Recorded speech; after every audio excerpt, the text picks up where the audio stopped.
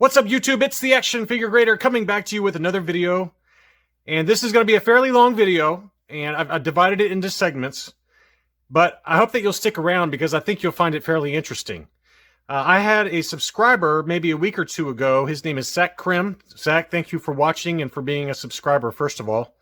But Zach asked me as part of a video I did a couple of weeks ago about buying figures that are loose graded or grade them yourself. It's a video on my channel. I'll put the description, or excuse me, I'll put a link to that video in the description below for this video. But Zach asked, as someone fairly new to collecting and very new to grading, he found that video helpful. It would be awesome if you could do a video showing examples of figures and mint on cards you have at each grade and pointing out some factors that you think caused it to receive that grade. Well, I think that's a great idea for a video, but a couple of points. First, I think it would be too long of a video. This is going to be long enough as it is, but I think to cover both loose graded and mint on card items in the same video and looking at the different grades that they received and why I think they got them, I think it would be very tough to do both. So I'm going to do a video now on loose graded figures by scale. And if you guys like it, be sure to comment and like the video and say that you'd like to see a video on mint on card figures, okay? If it's not well received and people don't particularly care about it, then I probably won't do the video. But if you like this video, be sure to like and subscribe and comment below that you liked it. So, but I did think it was a good idea to put this video together, and it's going to be a long one. It's going to be a long one. This has taken me a while to put together, but I think before we start looking at some of the different grades, I've just shown a few high-grade examples here of my Boba Fett variants, as well as my Jawa variants. But I thought before we would take a look at kind of the different scales and kind of scores and things like that, a lot of folks like Zach and others may have a question as to how how the grading companies grade loose-graded Star Wars figures, what that process looks like. How rigorous is it? What steps do they take to come up with the scores that they come up with? And I put together some segments. I'm going to divide these. Not only first, we're going to go through how that process works, and then we're going to divide it into segments. AFA has 3 different segments: bronze, silver, and gold. And we're going to take a look at each segment, what AFA says about each segment, and then I'll show some examples and why I think they received those scores. So I hope you find this video interesting. But first, before we dig into the segments, let's talk about how AFA and certainly the other grading companies, Collector Archive Services and UKG, how they go about deciding a grade for a figure, for loose graded figures. All of the screenshots used in this video are from toygrader.com, which is AFA's website. If you dig into their website, you find all kinds of little delicious morsels of information. And one of the segments that I found interesting was how AFA treats new submissions and how the grading process works. While this is specific to AFA, I know over at Collector Archive Services they do largely the same process, and my friends in the UK have said that UKG does the same as well. When someone submits a new item, they are first looked at by a junior grader, usually. And what they do is they take a closer look and look for evidence of tampering or restoration, like glue or paint touch-ups, oftentimes using a black light. Finally, a senior grader then takes a look at it and comes up with his own grade, and then they compare the 2 grades. If there's any sort of disagreement between the graders, a consensus is taken to decide what the final grade will be assigned for the figure. All kinds of defects are factored into the grading, but the most common one that is not mentioned here is loose limbs. If the limbs are super loose and they bounce around, that is a big negative and usually worth at least 5 points off of the grade. So here is a handy chart from toygrader.com with AFA's grading scale. Anything below 10 is considered rejected by AFA. Anything 10 to 70 is their bronze scale. Obviously that is a pretty wide range of figures, so keep that in mind. For their silver level, that's 75 to 85, and their gold level is 85 plus to 100. While Collector Archive Services does not have silver, bronze, and gold levels, they do use a similar grading scale, as does UKG. So now you guys have a better idea of how AFA, as well as Collector Archive and UKG, grade loose graded Star Wars figures. That gives you just a general idea of how that process works. Now, before we dig into the segments, I wanted to give a quick corollary or auxiliary segment, and that is regarding the highly controversial uncirculated loose graded Star Wars figures. I do not have a lot of them. I do not buy them anymore, and I'm not judging anyone that still buys them. There's nothing wrong with it, in my opinion, but a lot of collectors do not believe in uncirculated loose graded Star Wars figures, and the reason being is that uncirculated means that these were taken off of a card, probably a highly damaged card, and then loose graded by the grading companies. And so this is a process that's no longer allowed anymore because AFA no longer does uncirculated loose graded figures.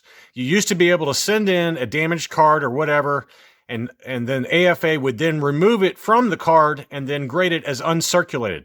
Well, they stopped doing that a couple of years ago, and UKG was the first to stop doing the U grade. AFA followed suit. Collector Archive Services never offered uncirculated grading. That's just was something that they've never done since they started, 4 or 5 years ago. But anyway, the point of this segment is being that, at least on Facebook, a lot of collectors really frown upon these U-graded figures, and a lot of the Facebook groups do not allow sellers to sell U-graded figures. So keep that in mind. Now, all of that being said, if you look at sales prices on eBay and on Facebook for the groups that do allow uncirculated figures, they tend to sell for quite a bit higher. And, for some collectors, they view those as highly desirable, as not having been touched by anybody except the grading companies. Me, to me, a U85 and an 85, I don't particularly have a strong opinion on it. I don't care about having the uncirculated grade. But all that being said, I do have some in my collection here, and so we'll take a quick look at them. I'm not going to go through these in great detail because they're not really liked by a lot of the old school collectors. And again, I don't have an opinion on it. This is not me stating one way, whether you're wrong or right to have it, but this is an archival case U85 Taiwan Boba Fett. This is the light brown belt variant, and this one has what's considered, I guess, desirable, the kind of the lipstick helmet visor with the really heavy overspray on the helmet. So that's something that some people look for in a variation. It's not ever denoted on the label by AFA or any of the other grading companies. Potentially UKG will do it, but this is kind of an overspray of the red paint on the helmet. So that's a U85. This is a U85 plus small hood, dark stitch, no COO variation of the Jawa. So small hood, dark stitch. I don't have a smooth cape yet. That's another variation. I don't have one of those yet, but so that's another U grade. Probably my most controversial U grade would be this one. I took a lot of flack for this one. I did not uncirculate grade this one. I bought this one already like this, but this is a U85 dark brown hair. This is the only Hong Kong dark brown hair uncirculated 85 in existence, according to AFA's database. And, I bought this very early on in my loose graded Star Wars collecting. A lot of these have dust on them because I haven't moved them in so long. But anyway, I bought this one fairly early on. I paid a boatload for it, obviously, but it is very exclusive since it's the only U85, the highest graded dark brown hair Hong Kong. But I took a lot of flack for this one. When people were showing this in the groups, not knowing it was mine, and I did claim it. But I did not buy this and then send it into to AFA. But this is an item in my collection. And then I've got a blonde-haired U85, and then I've got a Luke Jedi U85. But anyway, I just wanted to make this corollary before we start digging into the other segments. We're going to go through the bronze segment now. But keep that in mind, is that you'll pay more for uncirculated, loose graded figures. But a lot of the Facebook groups do not allow the resale of these.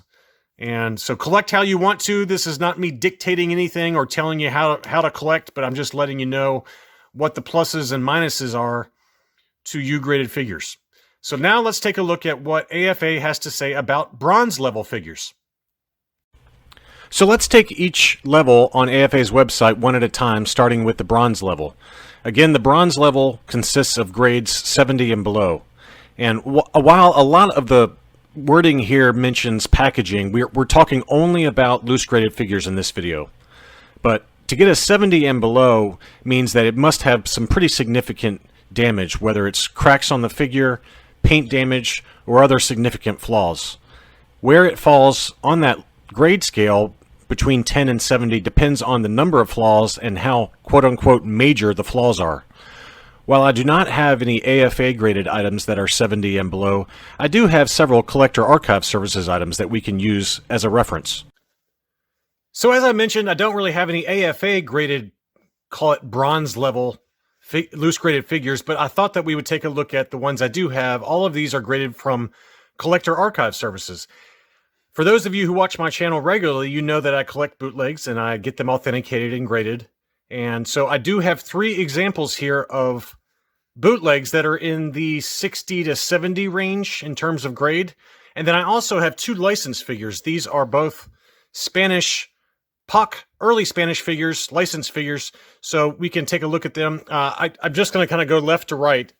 And, you know, as I mentioned, Collector Archive Services uses the same grading format, if you will, for all of their items. And so this is a 60 plus grade Mexican bootleg. This is a 1990s C3PO semi-articulated, gold with the red eyes, and very cool. But these are very difficult to find in very high grade condition, just because with Mexican bootlegs from the 1980s and 1990s, they tend to have a lot of paint wear. And this is no exception. You know, at first glance, it looks pretty good, but, you know, it does have quite a bit of paint wear all over the figure, especially on this arm. You can see where the yellow plastic is peeking through the gold paint app. So, you know, that's probably the main reason why this got such a low score, but this graded at a 60 plus. But the rest of the figure is actually in really pretty good paint for a bootleg. This is in pretty good paint condition. So, and you can see down here at the feet where there's a lot of paint wear there. So it's just really tough to find any kind of bootleg in high grade condition, unless it's a 1990s Polish bootleg. So, you know, since they're later, those Polish bootlegs tend to have really good manufacturing and the paint tends to stay on very well, but Mexican bootlegs in general do not. But here's another Polish C3PO. This was a wonderful gift from a friend of mine named Lee Mitchell.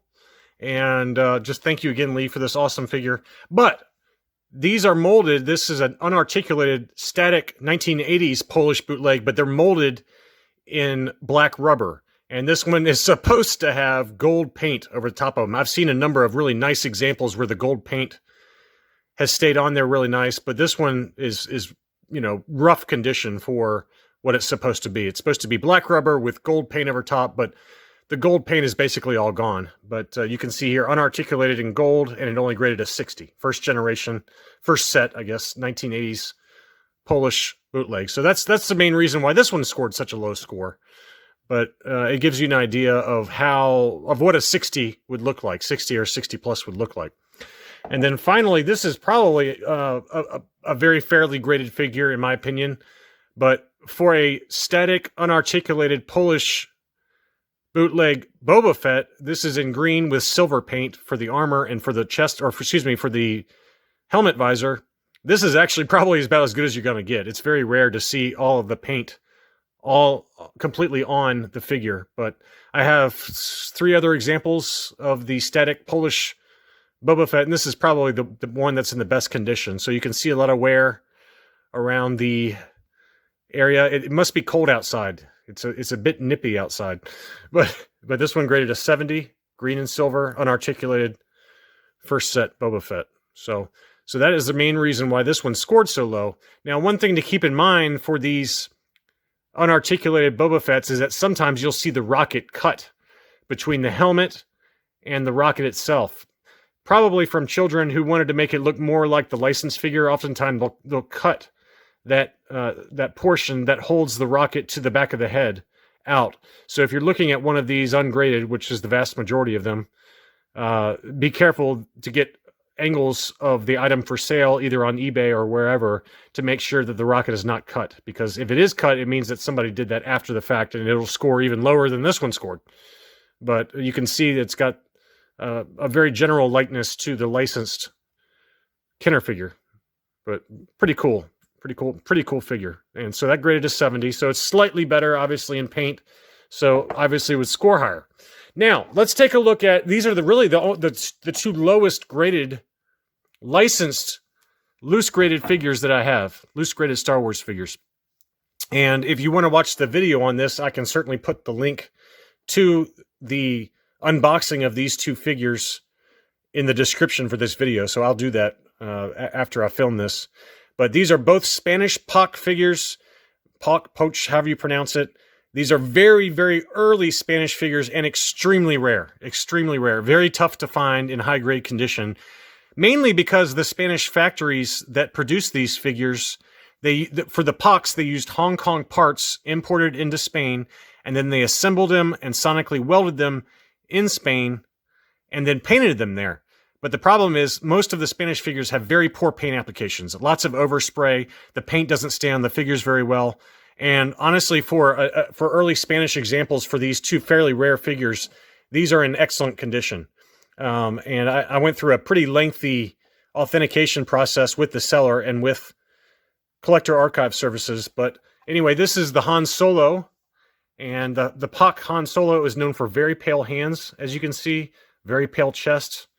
And there are other different paint variations for the PBP figure especially, but this one graded a 70 plus, pale hands and chest, Han Solo large head Poch Star Wars. So it's impeccably labeled by collector archive services, and I did go through a lengthy process with them to make sure it was labeled correctly. And it is correctly labeled as a Hong Kong country of origin because, like I said, they use Hong Kong parts. But this figure is very, very loose. The head is extremely loose on this figure, which is why he's kind of pointing sideways in the case. It's impossible with shipping to keep him facing forward with that head. And that's a very common problem. Oftentimes you'll see cracks in the chest, cracks in the hands, but you know, really this is a very good example of the early Spanish Poch figure. But it only graded a 70 just because, mainly because of the loose limbs. This has actually got pretty good paint applications for a Spanish figure. And then the other one, the last one I'll show as part of the bronze level segment is this Luke X-Wing Spanish Poch figure. He's known for pale hands. And so there's a pale face PBP, later PBP figure that's very pale face. This is more of an orange face. But the Poch figure is Hong Kong parts and known for very pale hands. And even the hands themselves are very different colors, as you can see. And just another example of how the factory paint is not very good. But overall, a very nice example. And you know, the overspray is pretty minimal. The limbs have faded a little bit versus the torso. That probably brought the score down on this one. You can see the uneven paint applications on the back of the leg. If I can zoom a little better there. Let's see if we can zoom a little better. It's just so hard to get this camera to zoom with everything in the background, but you get the idea. You know, it's just a very, very nice, very rare figure. The other thing that brought the score down on this one are the helmet emblems. Oh man, I'm just having all kinds of problems with... There we go. So you can see the helmet emblems on this one have faded a little bit. The stripe has got some minor blemishes there. So all of these things probably factored into the fact that it only got a 70 score. And so you can see here, pale hands, 3-line, Hong Kong, 70. So, but again, if you are a Spanish collector, you cannot, especially for the early Spanish Poch figures, it's very difficult to find high-grade examples. You can find high-grade PBP examples because they're later, and the manufacturing process for those is much more robust, I would say, or advanced than these early Spanish figures. So that's all I got for this bronze level segment. And now let's take a look at what AFA has to say for the silver level figures. AFA's silver level includes items that are graded 75 all the way up to 85. 85 is considered near mint or even near mint plus, really, and it's just on the cusp of being a gold level figure. These are considered case fresh at the upper end of the scale. But keep in mind that there are certain foreign variants like Lily Letty's and Spanish Pochs and PBPs where if you get a 75 or a 75 plus grade, that's considered really, really good. a number of those figures have general manufacturing paint errors and oversprays that make it near impossible to get an 80 or 85 grade. So to get a 75 or a 75 plus for one of those is a really great score. I've got many items in this grade level that we can take a look at now. Okay, now that we've seen what AFA has to say about the silver level of grading, I find this level to be the most interesting because there's such a wide array of scores that are quote-unquote silver level. And so I picked out a few here from my collection that I think tell the story that I think Zach and I'm sure other viewers are asking about. And I just thought that these figures would help explain the silver level. And it's for all for different reasons. So every figure has its own story. Every figure has its own condition. And I think that all of these kind of help explain that story. So this is one that I had Collector Archive Services grade, gosh, I don't know, maybe a year and a half ago. And I bought this loose on Etsy of all places. And I thought it would score higher because the paint on this figure is pretty good. But I didn't look closely enough when I looked at the figure and the photos of the figure on Etsy.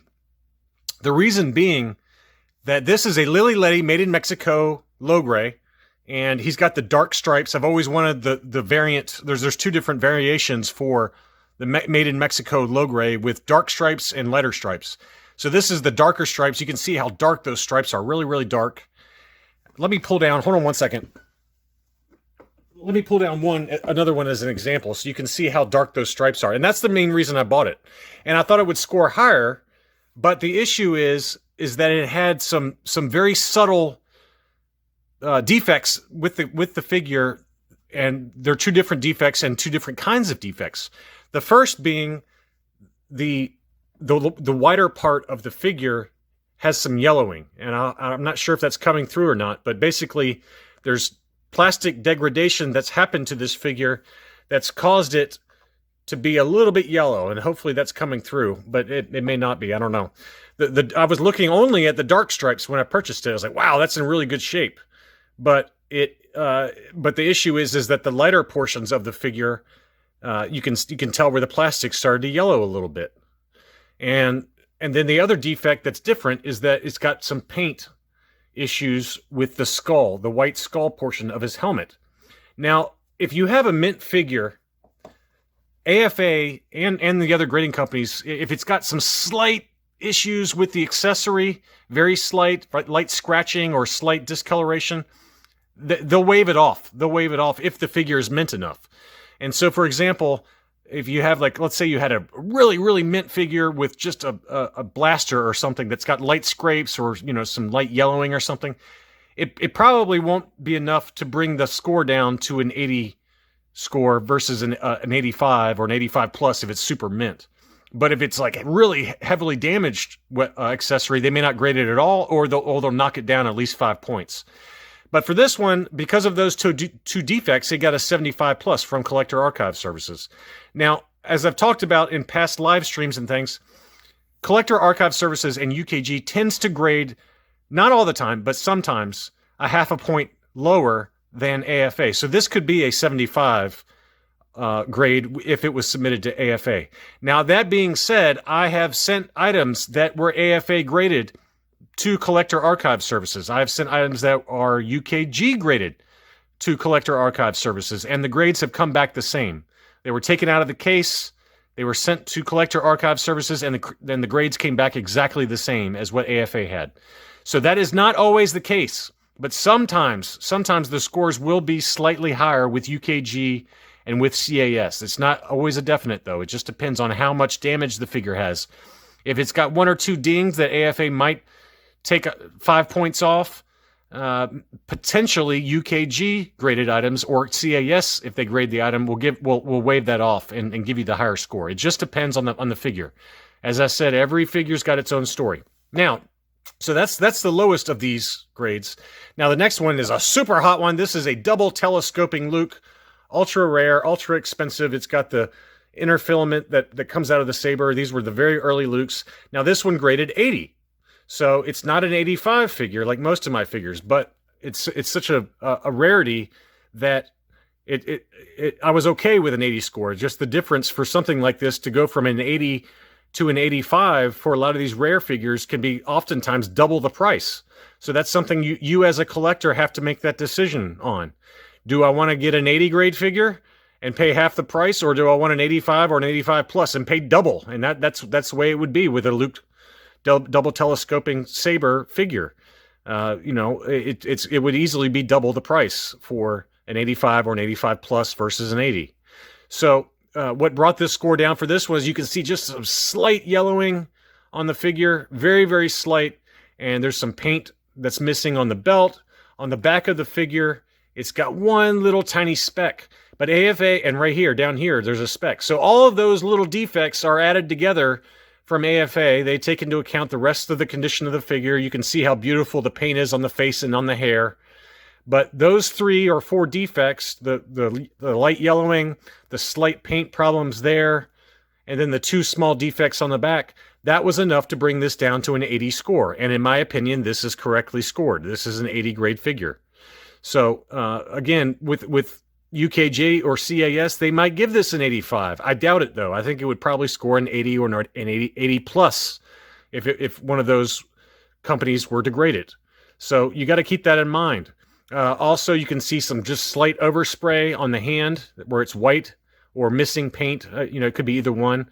Missing paint on the hand. And then also down here, there's just some very slight paint that's missing around the legs. So all of those little factors are added up by AFA, and they gave it an 80 score, which is correct. The other factor would factor in how loose the limbs are. If the limbs are super loose, it would probably drop it down to a 75 or a 75 plus. But my gut says that this is correctly graded. Now, the reason I pulled out 2 Landos is because we got one that's graded 80 and one that's graded 85. This one I bought already graded. This is a Lily Letty Lando. Beautiful figure. It's graded 80. The Lily Letty, as you can see on the label, has the China COO, but it's made in the Lily Letty factory. The Lando that's made in Lily Letty is known for very dark skin and some other, slight differences versus just the straight China COO. But again, this one scored an 80 because of some very, very slight paint, issues with the hands. You can see some very light scratches on the hands. The hair is just barely missing, just some very, very slight paint. So those factors probably contributed to it getting an 80. There might be some looser limbs, just things like that. But the Lily Letty factory was known to have not quite as good a paint, much better paint than the typical Puck figure like you saw during my bronze segment, but not as good as like Hong Kong made figures. So this one received an 80. It's an archival case. Absolutely amazing figure. I'm not complaining, but it's probably correctly scored. Now this one I sent in myself. This is not one I purchased graded. This is one I sent in myself. I bought this ungraded and sent it in to AFA.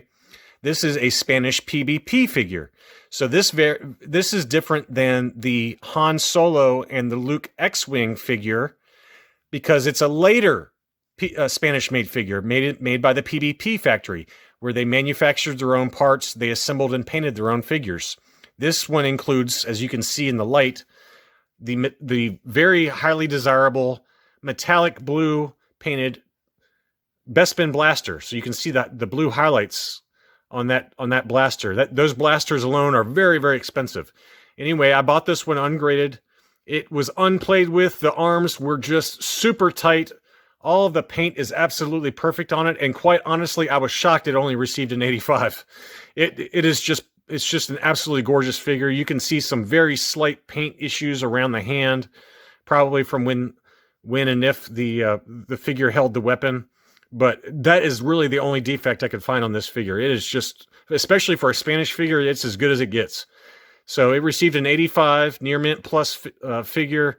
I don't like the way it's labeled, but I won't get back into that. But this is the PBP Lando with the metallic blue blaster. So again, it's just totally different paint applications, totally different country that manufactured it, but it was just enough to get an 85 versus this one just wasn't good enough to get an 80. And then finally, we have a Luke Bespin. Now, Luke Bespin's a tricky figure to get high scores on. This is one I purchased already graded, and I got a very good deal on it. This one's an 85 Hong Kong blonde hair. But the reason that Luke Bespins are very tricky and why people are often surprised by lower scores are two things. First, the torso can often discolor. This one is obviously not discolored. It matches perfectly with the legs, the arms and the legs match perfectly with the torso, but the torso can discolor over time and be a different color. That's good for at least 5 or potentially 10 points difference in the score. The other issue is that there's lots of little jagged edges around the belt, and so oftentimes you'll see paint wear or overspray around the belt. This one, the only defect that I found on this figure, and probably why it only received an 85 versus a higher score, is you can see that little black speck there. That was enough to probably bring this figure down, maybe something around the hands, I don't know. That little black speck was probably enough to get this thing to go from an 85 plus to an 85. So that is how picky AFA can be. But this one, to me, is also very correctly scored because it doesn't have any torso discoloration, and the paint on this is just immaculate, and that's the trickiest part. If you're looking to find a loose Luke Bespin, number one, make sure the accessories are correct. There's a lot of repro sabers out there, but two, check out the torso and make sure that it's not discolored, and make sure that all the paint is so perfect on this utility belt and lightsaber. So it is just that it's that difficult to get a mint 85 or higher grade Luke Bespin. It's just one of the more difficult figures, along with Luke Farmboy, to get an 85 on. So all of these, all of these have different scores for different reasons, and all of them have the 85s and the 80s for different reasons, whether it's paint defects, paint degradation, plastic degradation, accessory issues. But that gives you a general idea of what AFA and Collector Archive and UKG are looking for when it comes to the scores they assign. So now that we've looked at the silver level, let's take a look at what AFA has to say about the gold level. The gold level for AFA. These consist of loose graded items that are 85 plus all the way up to 100. This is the creme de la creme, items that have never been played with. Joints are often uncracked, like C-3POs and Death Star droids. I've never seen a 100 grade, or even, I don't think, a 95 plus grade, but I do know several collectors that have some of the highest graded, loose graded Star Wars figures in the world, and they actively go after these types of figures. I do have a few in the 90 and 85 plus range that we'll take a look at in a second, but to get this kind of score is very, very rare.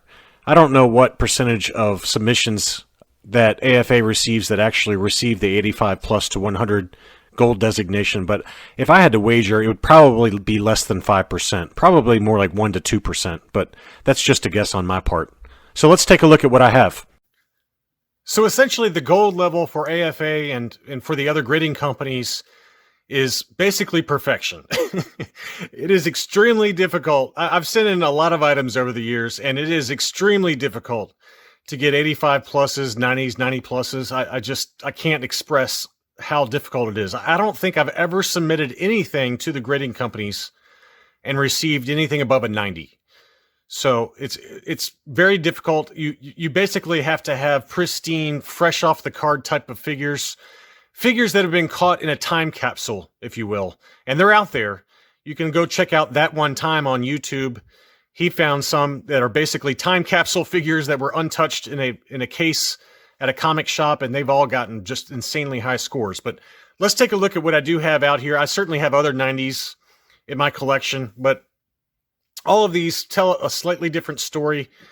We have an overstock Lily Letty non-sonic welded Chewbacca. So this is made in Mexico. When the Letty factory closed, they had all these overstock parts that were never assembled. And so to get a high score, which is an 85 plus, let's see if we can get a better shot here of non-sonic welded Chewbacca overstock Lily Letty, 85 plus. So to get this overstock in such a high grade, you basically have to have a scratchless figure.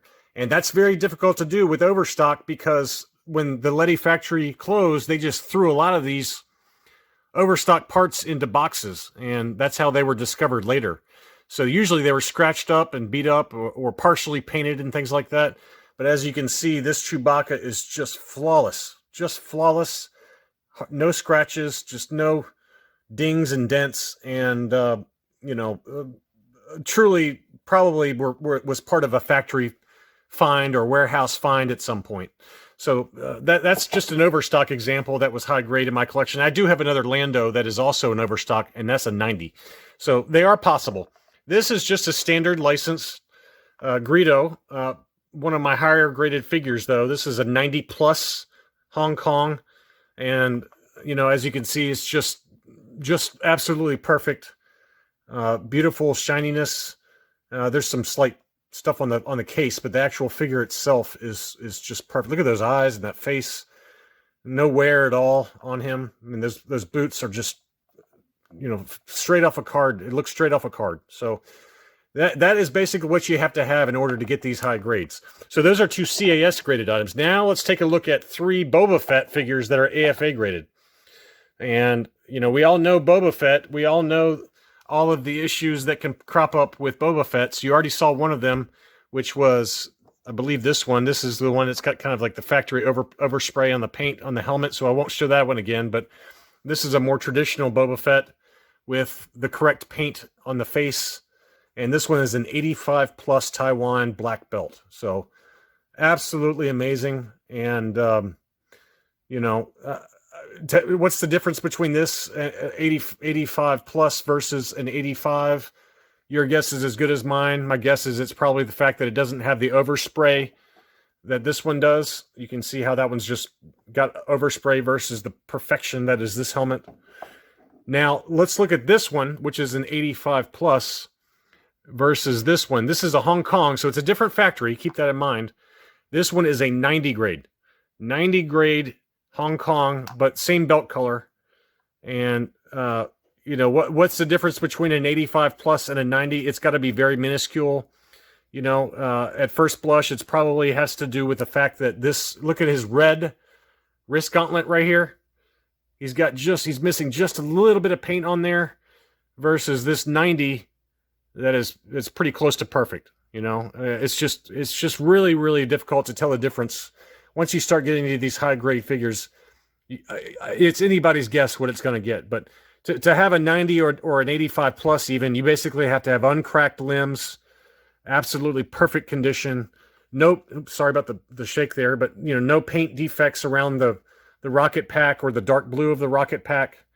So, you know, I wish I could give more specific in terms of what they look for, but it's that level of detail. It's probably, if I had to guess, it's probably the fact that it's got just this little missing paint right here. That's how detailed it is.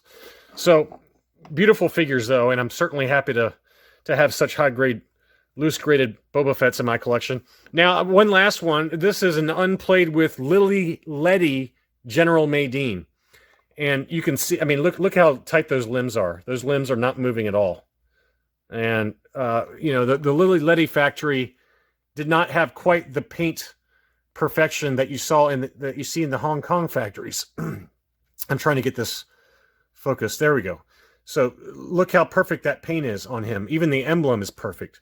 The face is perfect. All of the beard, there's no overspray. You often see grays kind of on the wrong segments of the figure. But, you know, again, this one received a 90 by Collector Archive Services. Probably an 85 plus if AFA was scoring it. It's that difficult to get a 90 with AFA. You can see right here, it's got a little bit of paint overspray on that glove onto the arm. Just very, very slight. That would probably knock this down to an 85 plus at AFA. But otherwise, pretty perfect. That is really all I have for this video. I hope that you enjoyed it. I'm sorry it was so long, but if you have any questions or comments, please feel free to leave them below. Please be sure to like and subscribe. And if you, like I said, if you guys like this video, we can do one for Mint on card figures as well. Thank you again for watching, and I'll be back soon.